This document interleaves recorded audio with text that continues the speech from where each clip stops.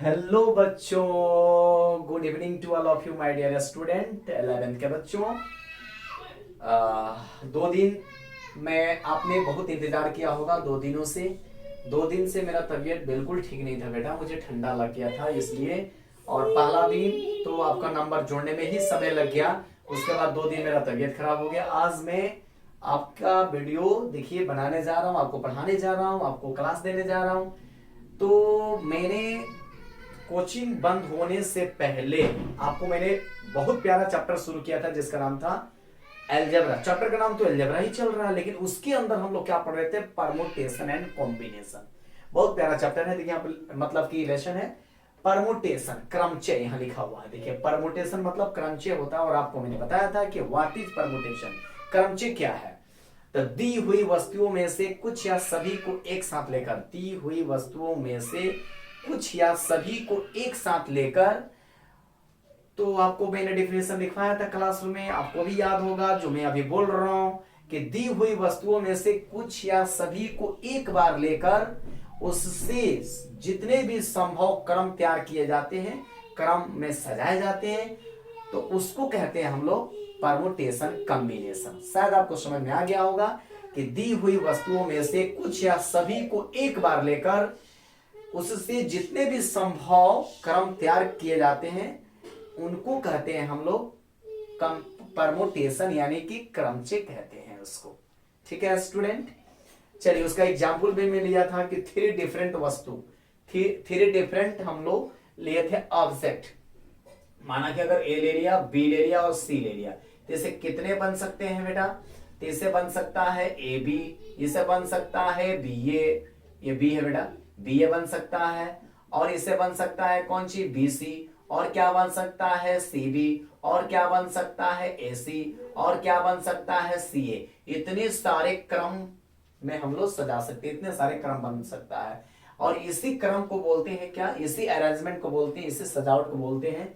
तो मैंने ये भी क्लियर किया था कि क्रमचय का अर्थ होता है अरेंजमेंट, क्रमचय का अर्थ होता है सजाना, मतलब अरेंजमेंट। और अरेंजमेंट का मतलब होता है सजाना, का मतलब होता है क्रम का ध्यान रखना। तो चलो भाई, अगर आपको 3 गो वस्तुएं, थ्री डिफरेंट ऑब्जेक्ट्स अगर आपको दे दी जाए ए बी सी, तीनों अलग अलग है, ए अलग है, बी अलग है, सी अलग है, तीनों वस्तु है और तीनों अलग अलग है, तीनों डिफरेंट टाइप वस्तु है।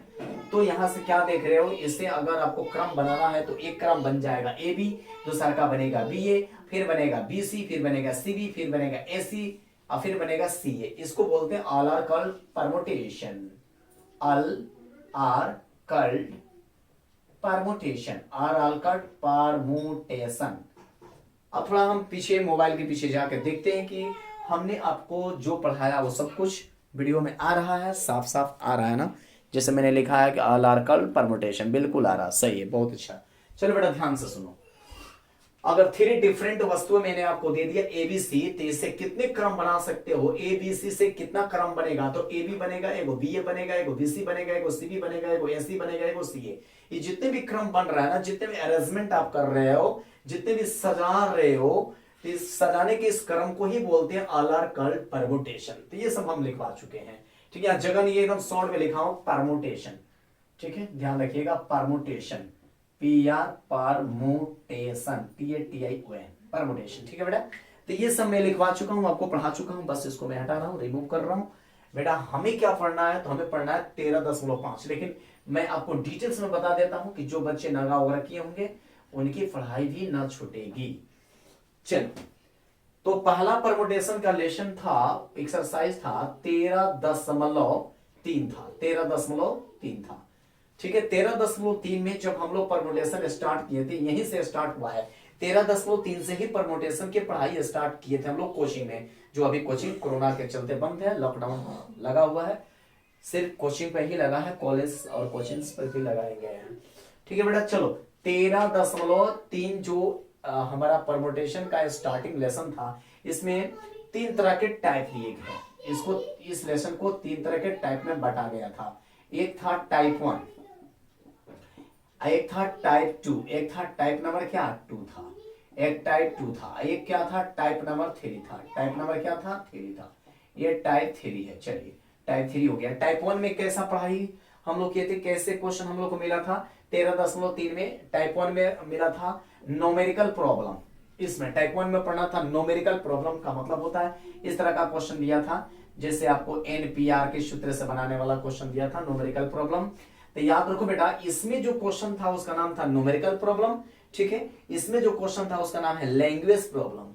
इसमें भी जो क्वेश्चन था उसका नाम था लैंग्वेज प्रॉब्लम। इसका जो लैंग्वेज प्रॉब्लम था वो कैसा था, कैसा क्वेश्चन हुआ करता था, याद करो 13.3 में। तो इसमें जो क्वेश्चन था वो था कि जैसे 1 से लेकर 9 तक कोई संख्या दे दिया गया रहेगा, अब बोलेगा कि 3 अंकों का संख्या 4 अंकों का संख्या बनाए, जबकि किसी भी अंक को दोबारा इस्तेमाल नहीं करना है। और टाइप नंबर 3 में कैसा क्वेश्चन पढ़े थे, तब लोग टाइप नंबर 3 में हम लोग क्वेश्चन पढ़े थे, याद करो कि एक नौकर को कहा गया कि 5 लेटर ले लो, आप जाओ पोस्ट ऑफिस में छोड़ के आओ। तो जब नौकर वहां पहुंचता है पोस्ट ऑफिस के पास, तो वहां 4 गो लेटर बॉक्स है। तो पूछा जाता है कि बताइए वह नौकर वह जो सर्वेंट है अपने लेटर को कितने तरह से छोड़ेगा। तो इस तरह के क्वेश्चन हम आपको पढ़ा चुके हैं। ये रहा 13.3। सिर्फ ये बात इसलिए मैं लेक्चर में दे रहा हूं कि आपको ताजा हो जाए, पढ़ाई याद हो जाए। चलिए, तो ये रहा 13.3 जो मैंने फिनिश कर दिया था, कोचिंग में ही आपको पढ़ाई करवा दिया था, ये सारे क्वेश्चन को सॉल्व करवा दिया था। अब हम आते हैं 13.4 पर। तो 13.4 में क्या हम लोग पढ़े थे वो चीज भी मैं ताजा करवा देता हूँ।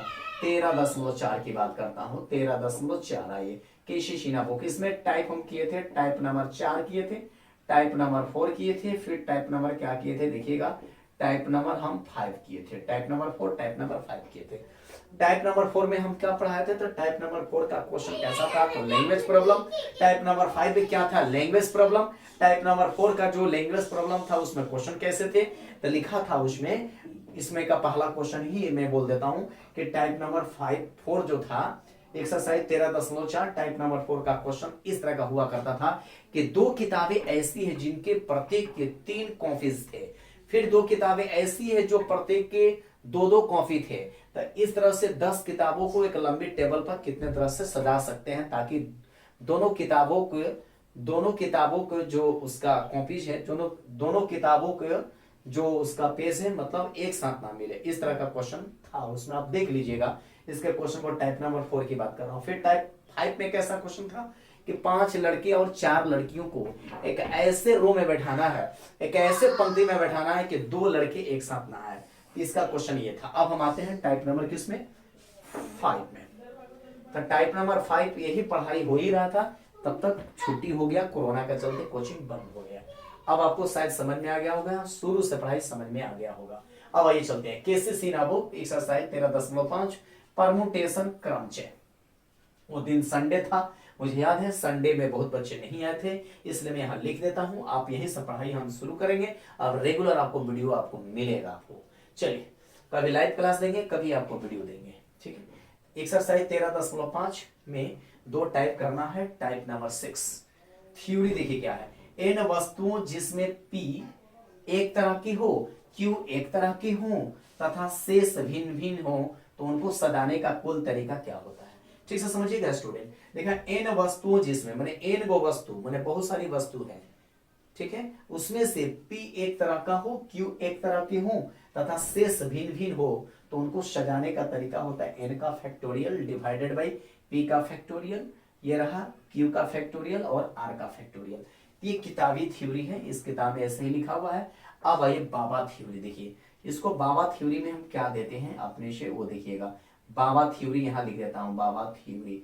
बाबा थ्योरी बोलते हैं कि कुछ नहीं करना है, टाइप नंबर 6 के हर क्वेश्चन को बना देंगे एक्सरसाइज 13.5 जिनका नाम परमुटेशन क्रमचय है, ठीक है। कुछ नहीं करना है, उसमें देखना है कि n वस्तु n का मतलब होता है कि टोटल वस्तु कितना है, यहाँ देख लेना है टोटल वस्तु, टोटल। अब उसमें जोन जितने बार आया हो, पहले देखेंगे टोटल वस्तु कितना है, तो n है।